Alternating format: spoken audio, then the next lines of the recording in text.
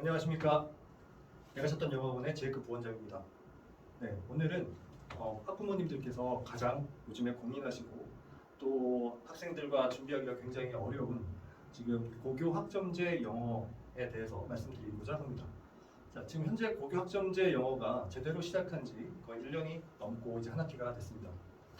저희 학원에서는 2024년 겨울부터 본격적으로 중등부 아이들을 고교 학점제 영어에 대해서 준비를 시키고 있습니다. 그때 저희가 이제 새로 학부모님들에게 학부모 설명회를 하면서 아이들이 와서 지금까지 열심히 공부를 잘 하고 있는데요. 그때 제가 말씀드렸던 것이 고교 학점제 영어는 이렇게 될 것이다라고 얘기를 해드렸습니다. 저희 유튜브 채널에서 보시면 제가 그때 어떤 말을 했는지 부모님들께서도 다시 한번 확인을 하실 수 있을 텐데요. 지금 학점제 영어가 그때 제가 말씀드렸던 걸 간단히 말씀드리면 사실 서구의 어떤 교육 제도죠. 지금 그 기존에는 저희가 그렇게 아이들에게 영어 공부를 시키지 않았었습니다. 자, 그런데 지금은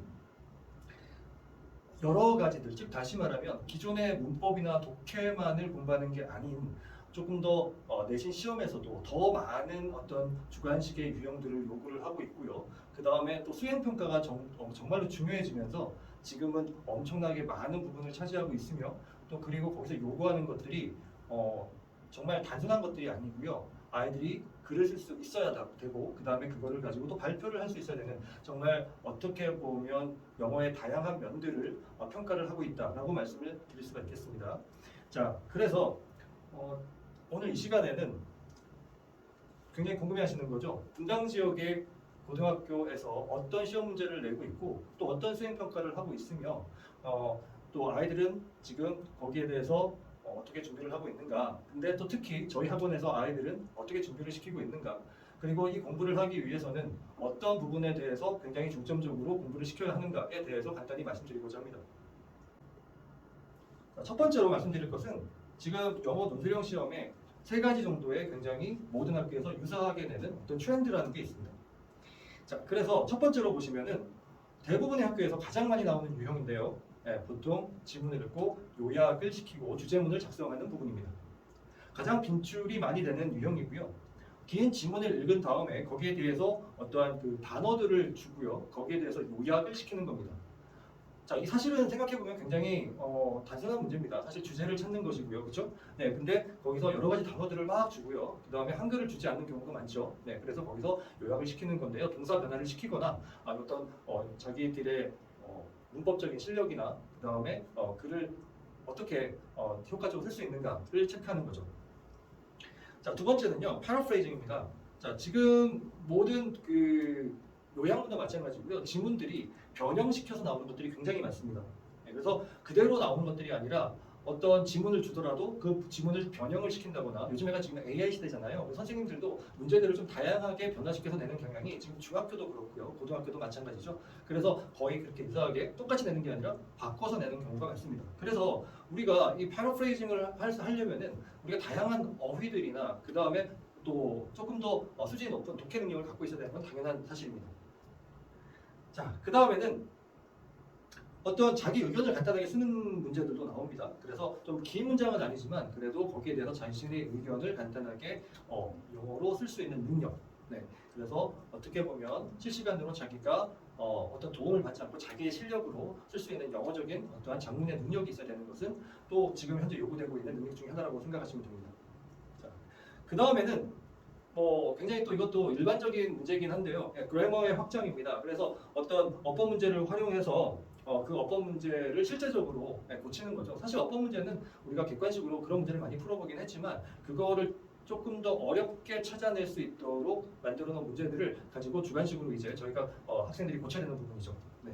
그래서 그런 이 문법에 대한 것들은 그래도 우리가 많이 해봤다고 할 수 있겠지만 지금 위에서 말씀드린 그렇죠? 서머리를 한다거나 패러프레이징의 능력을 기른다거나 그 다음에 오피니언 에세이 다시 에세이까지는 아니더라도 어쨌든 자기의 의견을 기술할 수 있는 부분이라던가 이런 것들은 조금 더 심화된 영어 공부를 해야만이 우리가 할 수 있는 그러한 부분이라고 생각하시면 되겠습니다.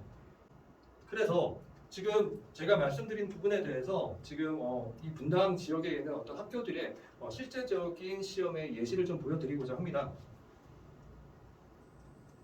자, 제가 보여드리는 이런 문제들은요, 분당 지역에 있는 뭐 임해고, 그다음에 돌마, 그다음에 서현, 대진, 그리고 영동여고까지 다양한 학교들의 실제적인 문제를 보여드리는 건데요. 일단 첫 번째 여기를 보시면 단어들을 나열하고 그 다음에 그 조건에 맞춰서 지금 내용을 맞춰서 쓰는 것입니다. 자, 그래서 이런 문제가 요약하는 문제가 나오고요. 두 번째도 지금 요약문이죠. 네. 세 번째도 굉장히 긴 문장이 있고요. 자, 이것은 지금 어법상 지금 틀린 것을 골라라 하는 아까 말씀드린 그런 문제입니다. 그리고 또 다른 문제를 보겠습니다. 네, 대진고등학교 1학년 이번에 문제네요. 자, 역시나 긴 문장을 읽고요. 그 다음에 여기서는 틀린 것을 고치게 되어 있고요. 그 다음에 이제 논술형 두 번째는 보면은 자, 여기도 보시면은 지금 보기에서 단어들을 쭉 지금 주고요. 단어를 변형시켜서 거기에 알맞은 내용들을 가장 중요한 요약을 하는 문제가 나와 있습니다. 그 다음에 문제도 또 마찬가지죠. 또 요약문이 또 나와 있습니다. 자, 항상 이렇게 조건을 줍니다. 거기에 맞춰 조건에서 거기에 대한 이제 요약문을 쓰게 되어 있습니다. 자, 조건이 보이시나요? 네, 그래서 이렇게 제시어를 주고 또 요약문을 쓰게 되어 있습니다. 자, 그 다음에는 서영고등학교 2학년 문제네요. 자, 여기도 보시면 이렇게 긴 지문을 읽고요. 그 다음에 이렇게 단어들을 무작위로 이렇게 줍니다. 그 다음에 거기서 문장을 만들어내야 되겠죠? 자, 두 번째 것도 마찬가지입니다. 그래서 문장을 배열해서 문장을 쓸 수 있어야 됩니다. 자, 그래서 그러면 이런 문장들을 어떻게 쓸 수 있을 것인가? 네, 이런 것들에 대해서는 조금 이따 다시 한번 말씀을 드리겠습니다. 자, 그래서 보시다시피 이렇게 요약문에 관련된 거, 자, 그래서 문장을 만들어내는 것들 이런 것들이 많이 나와 있습니다. 자, 그 다음에 이제 임해고등학교 1학년인데요. 자, 여기서도 조건에 맞게 지금 요약을 하는 것들이 또 나와 있고요. 이렇게 영어 질문을 하고요. 거기에 대해서 지금 답을 하는 문제가 나와 있습니다. 자, 논술형 3번도 마찬가지죠. 또 이렇게 질문을 단어를 주고 요약을 하게 되어 있고요.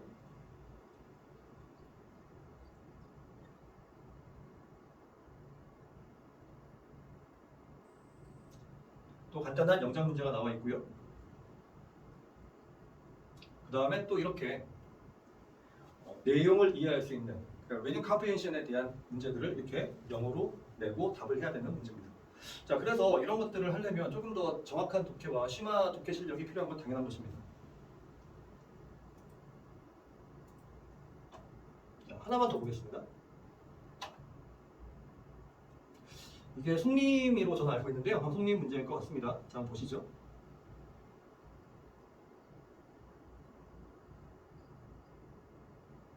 역시나 컨클루전을 이렇게 써야 되는 부분이 있고요.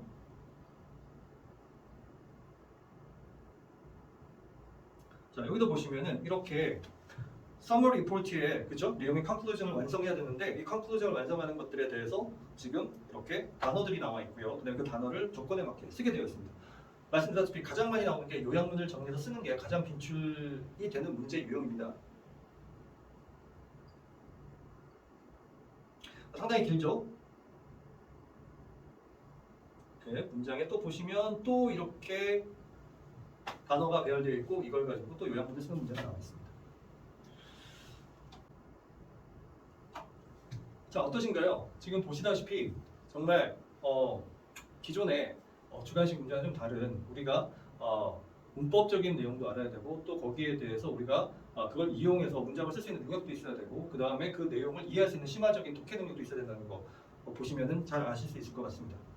자, 그 다음에는 아이들이 진짜 머리를 싸매고 있는 수행평가입니다.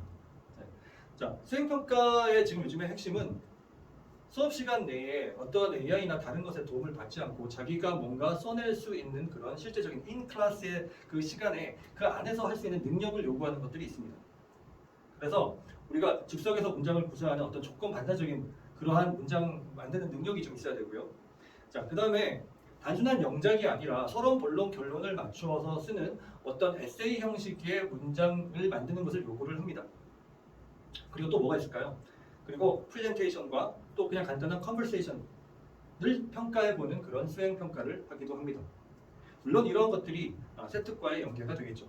네, 그래서 지금 이러한 특징들이 있는데요. 상당히 학생들이 골머리를 앓고 있습니다. 왜냐하면 이러한 것들을 그 전에 연습해보지 않은 학생들은 굉장히 어렵습니다. 그리고 특히 프레젠테이션이나 컨버세이션 같은 경우는요. 이미 어떤 것들을 좀 준비해 와서 하는 거기 때문에 선생님이 이 부분을 평가할 때 평가할 수 있는 방법이 발음이나 제스처나 자신감 같은 것들을 볼 수밖에 없습니다. 그럼 어떻겠습니까? 어릴 때부터 영어적인 발음들을 열심히 제대로 연습하고 교육을 받았던 친구들한테 조금 더 유리하지 않을까요?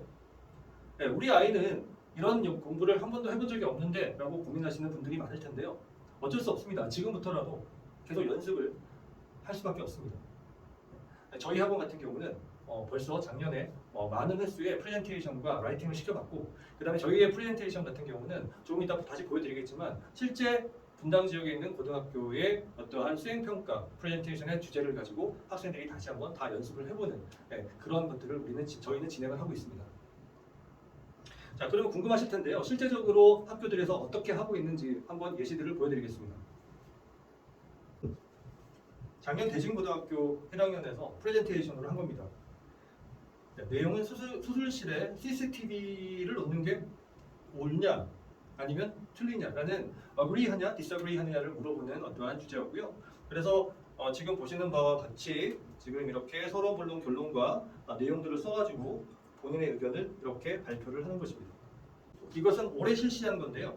한번 보시면 학교 내 문제에 대한 해결 제안서 작성하기라고 되어 있습니다. 자, 그래서 여기서 보시면은 서론, 본론, 결론 한번 보여드릴까요? 더 키워볼까요? 네, 서론, 본론, 결론을 만들어서 지금 자기 의견을 써내야 되는 것입니다. 제목은 학교 내 문제에 대한 해결 제안서 작성하기로 되어 있죠. 또 다른 걸 보여드리겠습니다. 네, 이것은 영어로 된 사설을 읽고요. 그 다음에 자기의 의견을 비판적인 의견을 서술하는 건데요. 역시나 보시면 서론, 본론, 결론으로 되어 있고요. 자기의 의견을 쓰는 것입니다.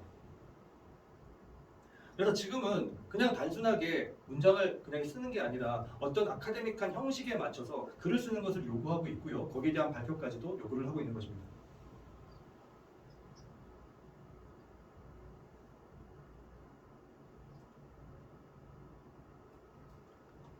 그리고 조금 전에 보여드렸던 그 내용은 길이가 A4 용지 한 장 정도로 되어 있습니다.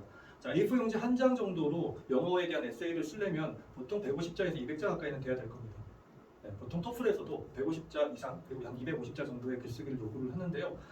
결코 150자가 그렇게 짧은 글은 아닙니다. 네, 그래서 상당히 자기 의견을 표현을 하려면은 어떻게 보면 굉장히 좀 해보지 않은 친구들한테는 굉장히 긴 글이 될 수도 있습니다. 그리고 또 다른 지금 학교의 수행평가입니다. 여기서는 영어 요약문 작성하기, 다시 말하면 에세이를 쓰는 거고요. 물론 서론, 본론, 결론을 맞춰서 써야 되고요. 또 거기에 맞춘 그 주제와 관련된 책을 읽고 거기에 대한 것들을 또 쓰고 발표하는 것들도 포함되어 있습니다. 네. 근데 특이한 것은 테드 강연을 듣는다는 거죠. 네. 그래서 어떻게 보면 여러 가지들을 요구를 하고 여러 가지들을 한꺼번에 요구하고 있다라고 생각하시면 될 것 같습니다.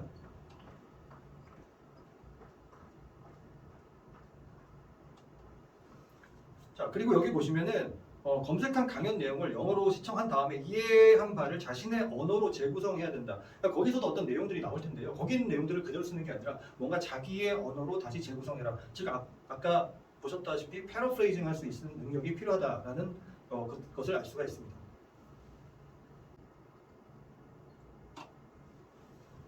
그리고 마지막으로 보여드리는 이 지문은 서영고등학교 2학년 수행평가에 관련된 외부 지문입니다. 기말고사 외물 지문인데요. 이것은 왜 보여드리냐면은 수행평가가 됐건 시험이 됐건 얼마나 긴 지문들을 우리가 이해할 수 있는 능력이 필요한지를 한 번 더 보여드리는 내용입니다. 자, 그냥 길이만 한번 보십시오. 자, 제가 내려도 한참을 내려야 됩니다. 보이시나요? 네.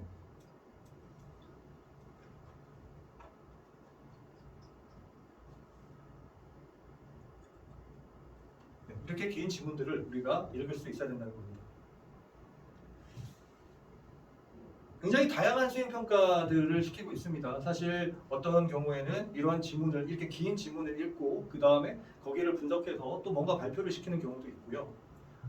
또 구글 사이트나 어디에 가서 검색을 해가지고 뭐 어떤 학문적인 것들을 찾아서 또 거기에 대한 내용들을 요약을 하거나 거기에 대한 것들을 발표시키는 그러한 수행평가까지 있었습니다. 자, 그러면 이렇게 어려워진 실제 시험과 내신 시험과 수행평가를 해나가려면 우리 아이들은 어떠한 계획으로 어떻게 뭐를 준비를 해야 되는지가 가장 중요할 텐데요. 지금 여기 보시면 한눈에 보는 초등학교 5학년부터 중3학년 분야별 목표 체계도라고 제가 정리를 했습니다. 여기 뭐 독해도 있고요. 문법, 어휘, 발표 능력 이렇게 해가지고 여러 가지들이 되어 있는데요. 보시면 뭐 초등학교 5, 6학년 때는 맥락 중심의 다독 정도에서 그 다음에 중3 때는 학술적 요약 및 추론까지. 그래서 문법과 어휘와 발표 능력 이렇게 해서 쭉 지금 정리가 되어 있습니다. 간단하게 이렇게 정리를 다시 한번 해봤습니다. 자, 일단은 단어 같은 경우에는요, 그냥 단어와 뜻만 알고 있는 게 아니라 그 단어가 어디에 쓰이는지, 그 단어가 그리고 어떠한 분야에서 어떻게 쓸 수 있는지, 그렇게 해서 어떠한 단순한 단어가 아닌 어떤 배경 지식의 연계로까지 연결되는 그러한 단어적인 능력이 있어야 되겠죠. 그러니까 한 단어가 여기서는 이렇게 쓰이지만 이쪽에서는 이렇게 쓰인다. 즉 다시 말하면 그냥 단순한 단어 암기만 해서는 될 문제가 아닙니다. 자, 그 다음에는 문법 같은 경우는요, 그냥 단순하게 문법만 수업하는 게 아니고요. 저희가 흔히들 보습이라고 하죠. 그런 문법 교육에서 벗어나서 이제는 그 문법적인 것을 가지고 자기가 최소한 센텐스 라이팅을 자유롭게 할 수 있는 어느 정도까지, 그리고 그 센텐스 라이팅에서 뭔가 다양한 문법 구조를 가지고 우리가 문장을 확장시킬 수 있는지, 자유롭게 관계대명사와 분사를 붙여서 내가 문장을 만들어낼 수 있는지, 쉽게 말하면 그런 것들을 요구할 수 있습니다. 자, 그 다음은 리딩입니다. 리딩은 이제는 단순하게 해석만 하는 게 아니라 긴 문장들을 이제는 읽어보고 자신의 의견을 반영할 수 있어서 그걸 가지고 뭔가 요약을 할 수 있고, 그렇게 추론할 수 있는 그런 논리적 추론으로까지 연결되는 리딩을 할 수 있어야 된다라고 말씀드리겠습니다. 다음은 스피킹인데요. 스피킹 같은 경우는 아까도 간단하게 말씀드렸지만 어릴 때부터 연습을 하지 않은 친구들은 상당히 어려워하는 부분이죠. 자, 그렇지만 지금이라도 늦지 않았죠. 이제는 제대로 된 발음으로 뭔가 자신감 있게 자기의 의견을 발표할 수 있는 그러한 기회들을 자꾸 만들어서 연습을 자꾸 해야 됩니다. 자, 그 다음 라이팅인데요. 단문에서 이제 조건형 에세이를 쓸 수 있어야 된다. 아까 보셨다시피 단순하게 그냥 우리가 일기를 쓰는 게 아니라 이제는 조금 더 아카데믹한 구조를 가지고 있는 라이팅을 할 수 있어야 된다라는 말씀을 드리고자 합니다. 자, 그래서 지금 라이팅에 대한 얘기를 조금만 더 드리면은 이제는 아까도 말씀드렸다시피 저희가 중3이 될 때까지는 파이러프레이징 하는 능력과 이제는 서론본론 결론을 좀 완벽하게 맞춰서 이제 100에서 150단어를 쓸 수 있는 능력을 길러야 한다는 게 결국 라이팅의 목표라고 할 수 있겠습니다.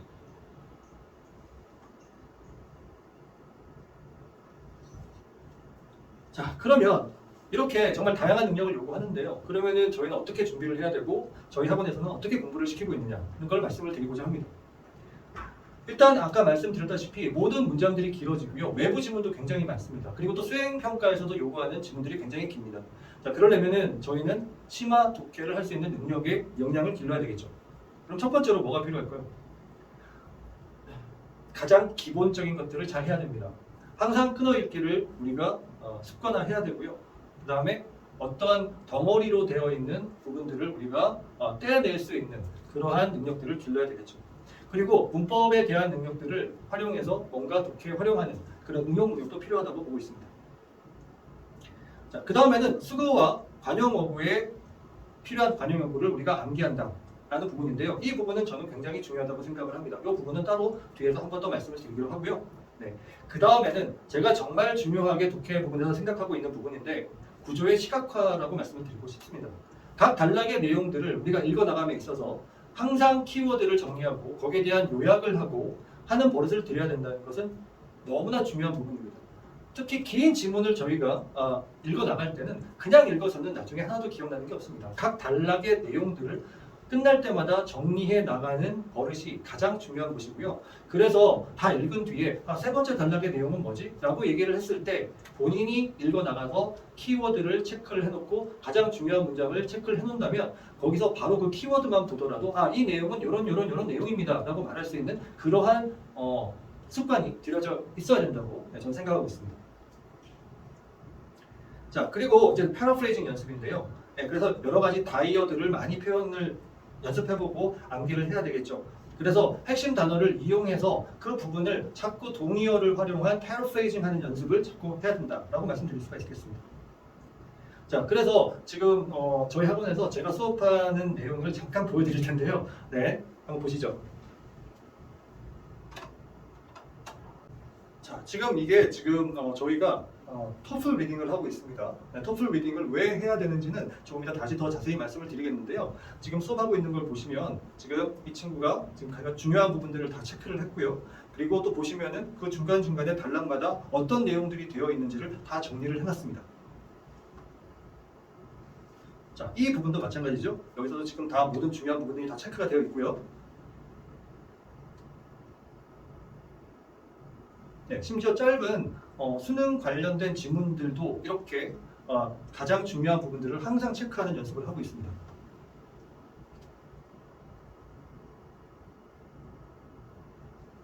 네, 그리고 이렇게 토플 수업을 한 다음에 그 내용에 대한 추가적인 심화적인 독해를 직독직해 방식으로 이렇게 정리를 해가지고 과제로 항상 해가지고 옵니다. 그리고 그 다음에는 이제 문법에서 그때 말씀드렸었는데 앞에서 잠깐 말씀드렸었는데 저희가 자꾸 센텐스 라이팅 연습을 해야 된다고 하지 않았습니까? 네, 그래서 그 내용도 잠깐 보여드리겠습니다.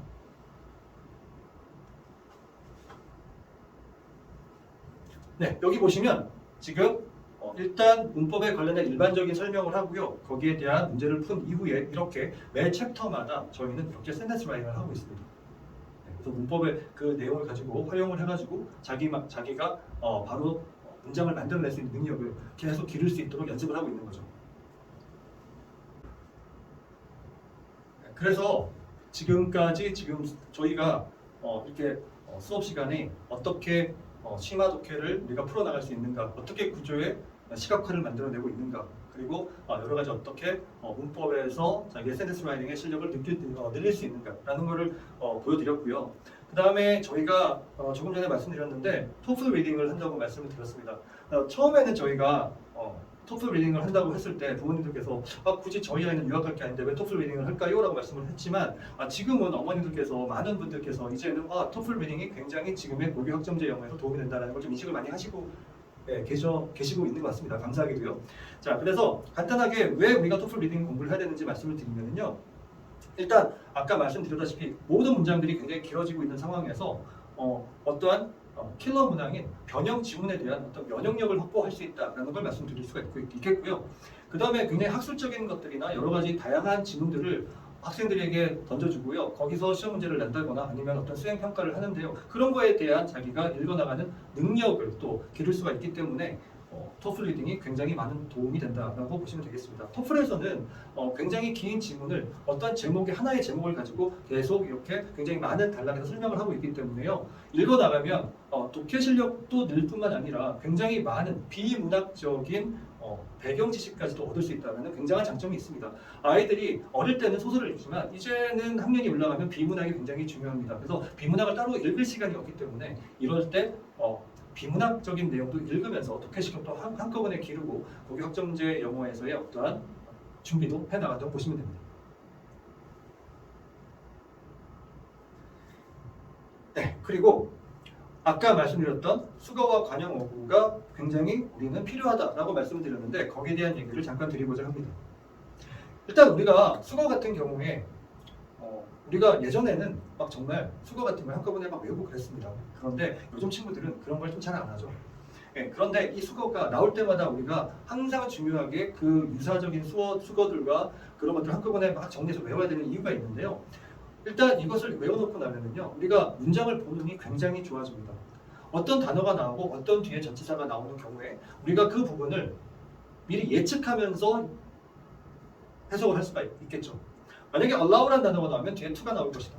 그러면 allow와 to 사이에 있는 것은 하나의 덩어리다. 어떤 force라는 단어가 동사가 나오고 뒤에 그러면 to가 나올 것이다. 그러면 그 사이에 있는 것들은 하나의 덩어리일 것이다. 우리가 예측을 하면서 하나의 덩어리를 쉽게 우리가 판단할 수가 있습니다. 그렇기 때문에 문장을 빨리 꿰뚫어 볼 수 있고요. 속도도 빨라지고 정확성도 굉장히 좋아집니다. 자, 그 다음에는 글을 쓸 때 우리가 진짜 콩글리시를 벗어날 수 있습니다. 우리 예를 들면 한국말에서 결정을 내리다라고 얘기를 한번 한다고 생각을 해보십시오. 우리가 말 그대로 만약에 내리다라는 말을 한다고 하면 정말 우리는 그러면 drop이라는 단어를 쓸까요? 네, 그렇지 않습니다. 우리 결정을 하다라고 할 때는 make a decision이라는 표현을 씁니다. 항상 이 make라는 동사를 써야 되는 거죠. 그리고 또 하나 예를 들면 범죄를 저지르다라고 할 때 crime이라는 단어를 우리가 범죄라는 단어가 있죠. 그 앞에는 우리 commit라는 동사를 씁니다. 그래서 commit crimes 또는 commit a crime이라는 말을 쓰는데요. 자, 그래서 이것처럼 어떤 동사를 쓰면 어떤 단어를 쓰면 거기에 딱 맞는 어떠한 동사를 쓴다는 게 영어에는 반드시 있습니다. 이런 표현들을 자연스럽게 우리가 다 익혀 나간다면 글을 쓸 때나 또는 우리가 프레젠테이션을 할 때 굉장한 도움이 되고요. 물론 리딩까지도 굉장히 도움이 되겠죠.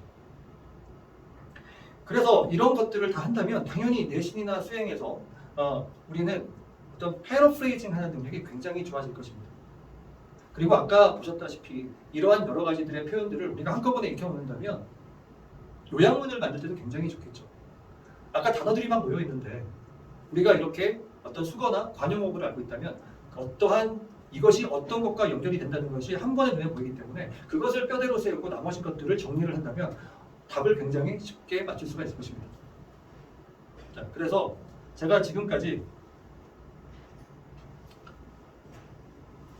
여러 가지를 말씀드렸습니다. 지금 고교 학점제가 되면서 지금 실제 아이들이 보고 있는 시험에 관련된 것들 그리고 또 수행에 관련된 것도 말씀드렸고요. 그 다음에 이것을 우리가 준비하기 위해서는 어떤 공부를 해야 되는지도 말씀을 드렸습니다. 그리고 추가적으로 저희 학원에서 어떻게 공부를 하고 있는지도 말씀을 드렸습니다. 그래서 지금 이러한 내용들을 간략해나마 설명을 드렸는데요. 이 시간이 많이 도움이 됐으면 하고 생각이 되고요. 또 부모님들께서도 아이들을 공부에 준비를 시키는 데 있어서 굉장히 여러 가지 어려움이 많으실 텐데 오늘 설명드린 것들이 많은 도움이 됐으면 합니다. 그러면 여기까지 오늘 설명을 마치겠습니다.